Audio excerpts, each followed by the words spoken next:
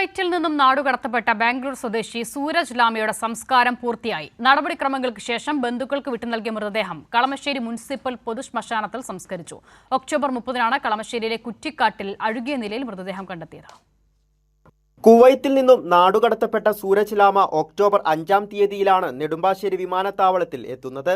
വ്യാജമദ്യ ദുരന്തത്തിൽ ഓർമ്മശക്തി നഷ്ടപ്പെട്ട ബാംഗ്ലൂർ സ്വദേശിയായ ഇദ്ദേഹത്തെ പിന്നീട് കാണാതാവുകയായിരുന്നു. നവംബർ 30-ാം തീയതി കളമശ്ശേരിയിലെ കുറ്റിക്കാട്ടിൽ അജ്ഞാത മൃതദേഹം കണ്ടെത്തുകയും DNA പരിശോധനയിലൂടെ അത് സൂരജ് ലാമയുടേതാണെന്ന് സ്ഥിരീകരിക്കുകയും ചെയ്തു. രാജീവ് ഗാന്ധി ബയോടെക്നോളജി ലാബിൽ നടത്തിയ ഫോറൻസിക് പരിശോധനയിലാണ് മൃതദേഹം സൂരജ് ലാമയുടേതാണെന്ന് സ്ഥിരീകരിച്ചത്. കളമശ്ശേരി മെഡിക്കൽ കോളേജിന്റെ മോർച്ചറിയിൽ സൂക്ഷിച്ച മൃതദേഹം ഇന്ന് രാവിലെ ബന്ധുക്കൾ ഏറ്റുവാങ്ങി. കളമശ്ശേരി മുനിസിപ്പൽ പൊതുശ്മശാനത്തിലാണ് സംസ്കാര ചടങ്ങുകൾ നടന്നത്. മൃതദേഹം നാട്ടിലേക്ക് കൊണ്ടുപോകണമെന്ന് ബന്ധുക്കൾക്ക് ആഗ്രഹമുണ്ടായിരുന്നെങ്കിലും ജീർണിച്ച സാഹചര്യത്തിൽ വേണ്ടെന്ന് വെക്കുകയായിരുന്നു.